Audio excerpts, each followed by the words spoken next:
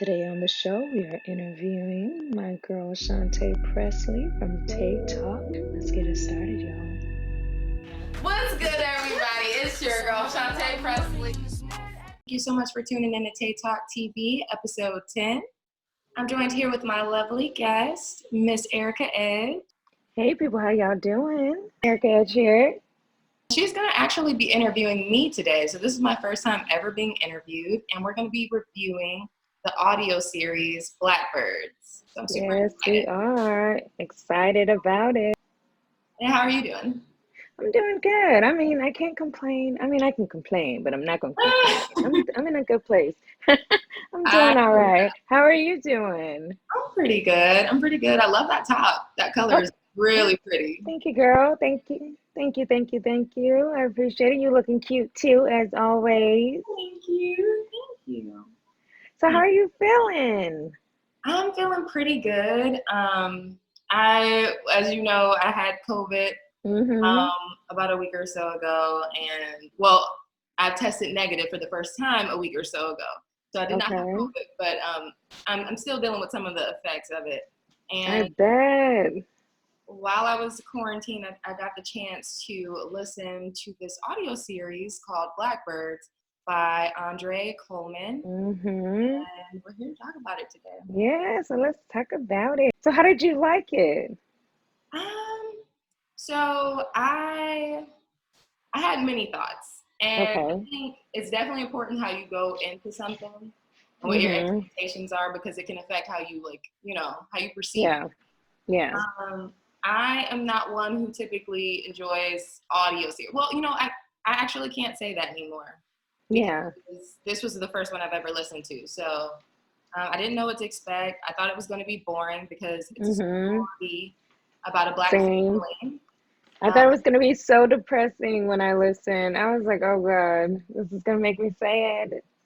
I thought the same thing. And it's about a black family who are, Mm-hmm. living in New Orleans in a time where Jim Crow laws are Yeah. full effect. So I definitely thought I was going to be depressed. I thought it was just going to be a reminder that things haven't changed that much. But to my surprise, I enjoyed it so much, Erica. It was Yeah. amazing. It really is good, and you can just visualize all of the characters and just the voices and such good voices. Yeah, I loved it too. I enjoyed it. The voice actors were amazing.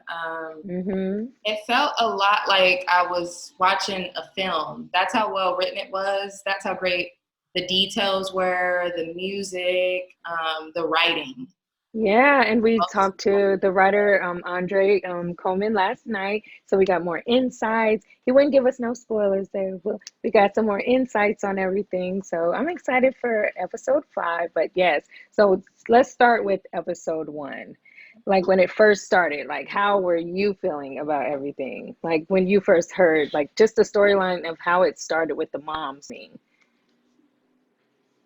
Well, when I first heard the mom screaming, I was like, "Uh-oh, here we go."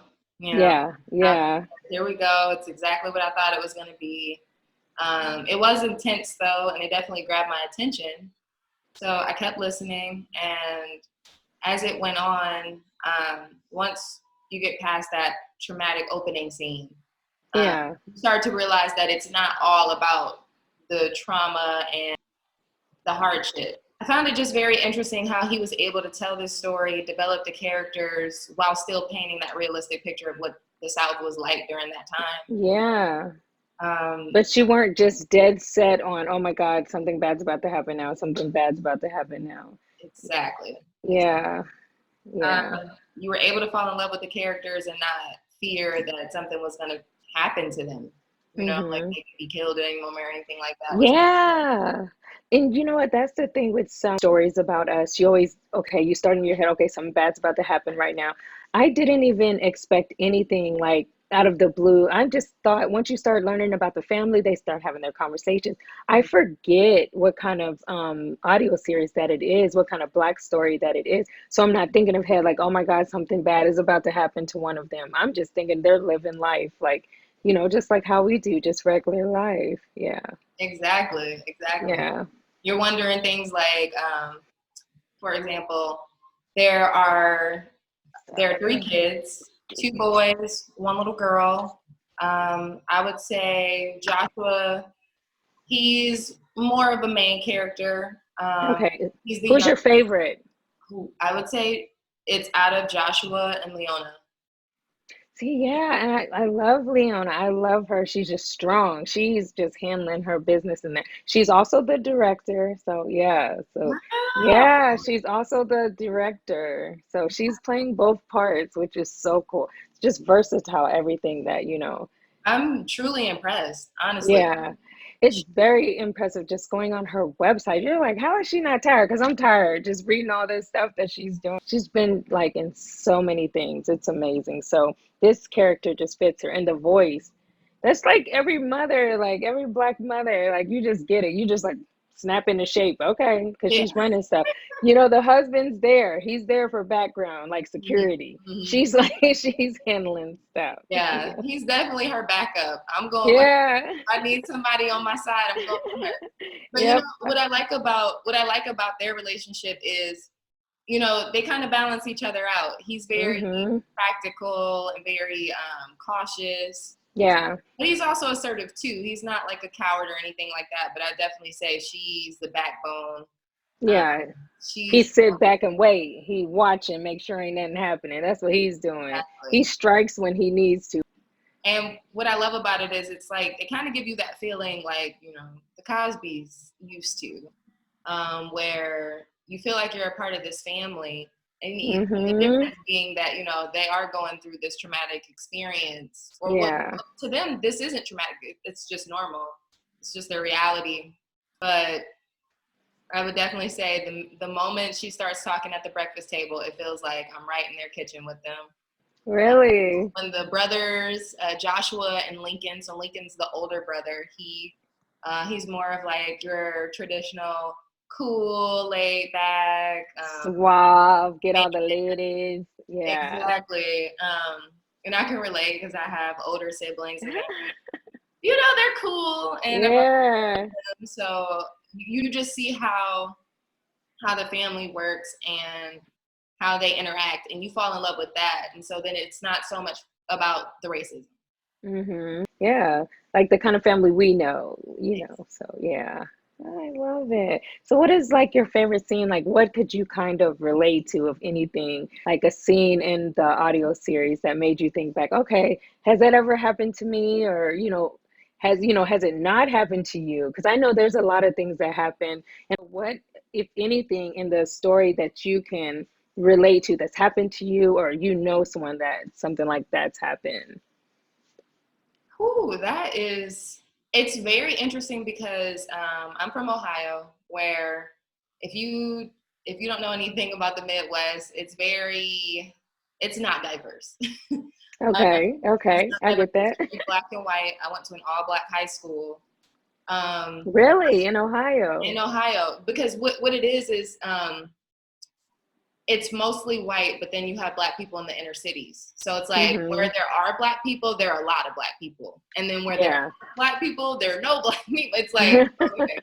So they put us in these like little, you can see where redlining definitely was very efficient in Yeah, Ohio, okay. because you cross the street and it's all white people in nice houses. And then you'll see down that way boarded up On the houses. other side of the train tracks is a different Exactly. type of living. Yeah. Exactly. So it wasn't until I went to college that I actually was around white people on a daily basis. And Really? so in Ohio, I would say that white people were definitely more uncomfortable about talking about race because it's not something that we want to talk about, Yeah, yeah. neither side. And it's kind of like everyone, Mm-hmm. they say, you stay to yourself, you stay in your community usually.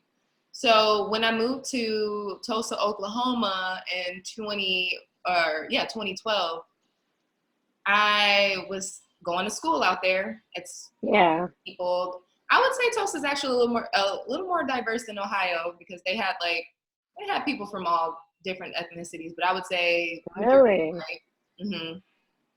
And my psychology teacher, he's talking to the class, and he was like, "You, have you ever felt like you had to conduct yourself differently when you're around white people?" And I was just like, me? And he was like, yeah, you're the only black person in here. And I was just like, Oh my God, he called you out. right. He called me out, in which I later understood that maybe that wasn't racism as much as it was ignorance. Maybe he didn't realize, Yeah, because he it was doesn't more interact ignorant. with people like me. He didn't know what to say, or why that might be a little inappropriate. Yeah. But that was the first time I felt like I was uncomfortable in a situation Hmm. with like a white person, I guess. Yeah. I've been called the N-word in traffic out here in LA. Really? Oh my goodness. And I won't lie, I was doing something really stupid, but I was new to LA. I don't know these. Yeah. And so, and it was a Latino guy. So it wasn't even a white person. Yeah. So it's like, how do I take that? But even still, I can't say that I've been through a situation like Yeah.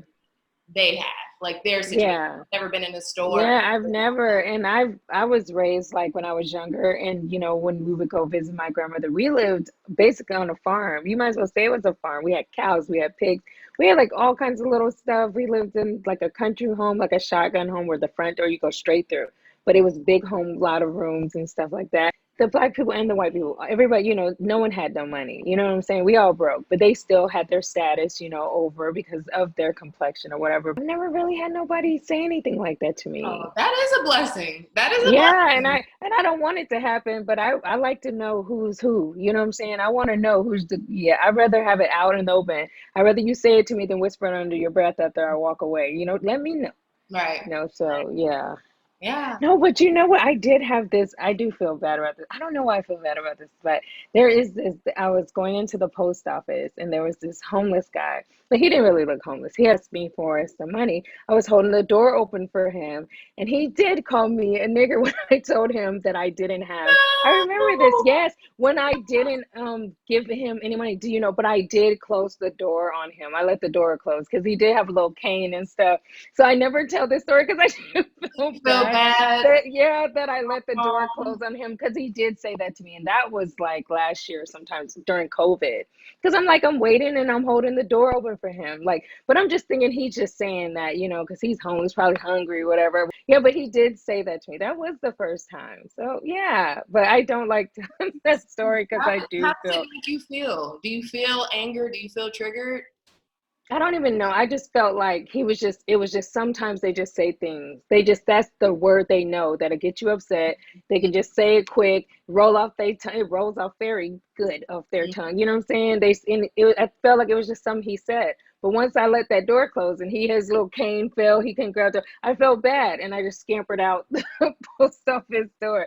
I was like, well, I'm not helping him up. He shouldn't have said that. But Yeah, it's rude, exactly. yeah. So I'm like, cause just because I couldn't give you anything, like, I Right. mean, yeah. So that was the only time, but I did feel bad about this. I never tell this story. I think he was just saying something. It didn't even hurt my feelings. I think it was just the fact that I'm standing here during COVID, holding this door open for you when I could be going home. You walking slow because you got your little cane. So I'm standing there waiting so he can get in. So I'm waiting for him to get to me, just for him to, ask for something. I don't have no money. I don't know. I didn't even feel no type of way. I just felt like, well, hold your own door. You know what I'm saying? I gotta get. Yeah, but I don't count that one.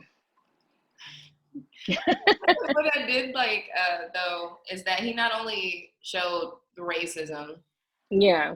he showed kind of like how our community is divided amongst each other. So I thought that was really good how he was able to do Mhm. that, and it was realistic. It was relatable.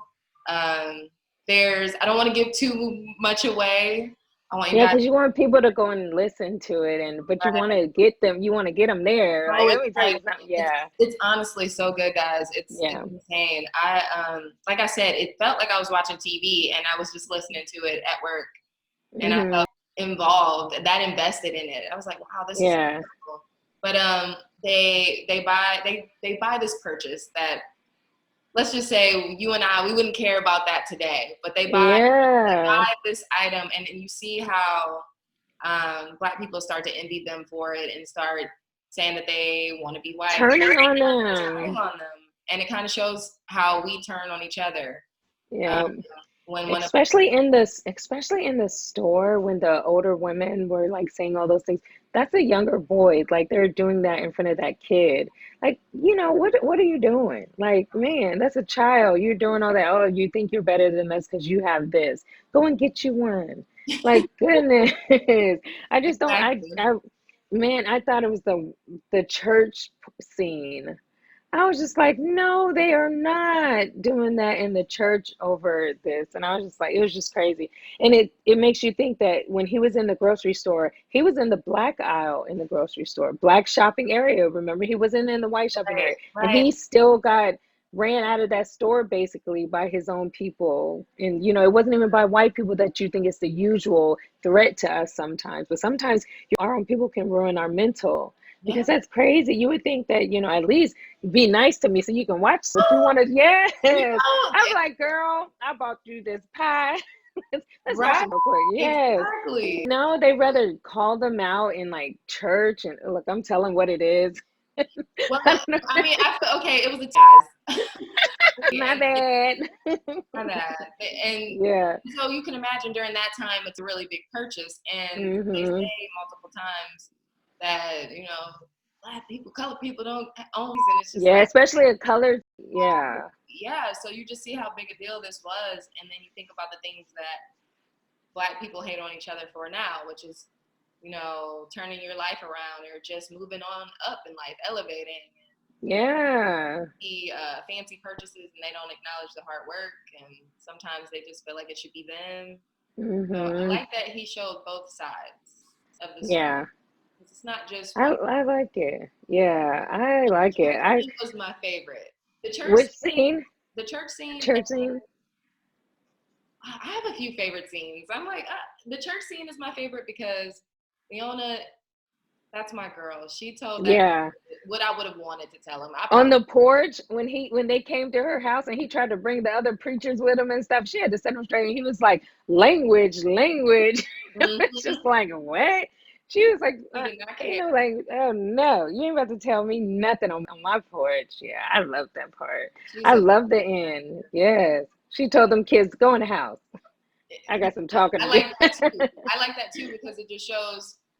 It shows like just how it used to be growing up. I remember being Hmm. told stay in a child's place. Yes, and you never knew nothing. You couldn't come around if grown-ups were talking. You couldn't come around there. If a Oh, neighbor came, you couldn't come around. Go and do something. Go do what right. kids Go do. right. Yeah. Go ahead and be in So a you child. never knew what was going on, like Yeah. never.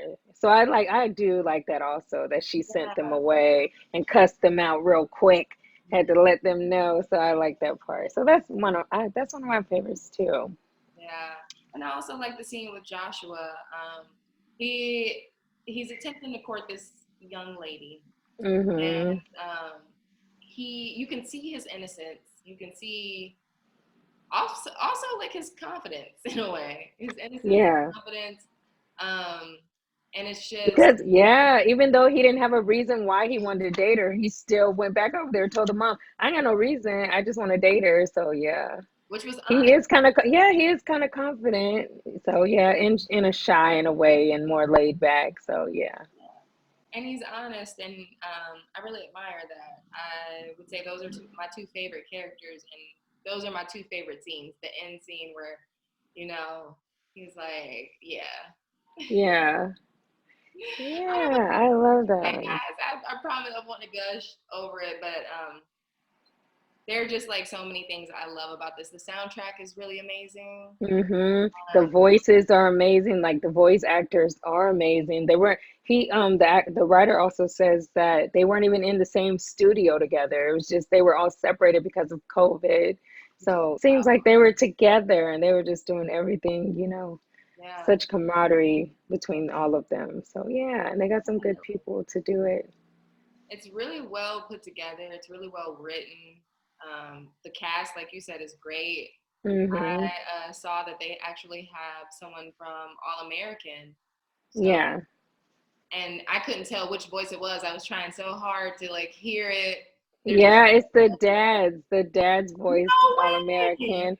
Yeah, and then Leona, the director, and the wife, the mother, she was in Atlanta. in so many other shows that she was in. So in a lot of them, and Oh, yeah, yeah, their backgrounds are just crazy, the stuff that they've done.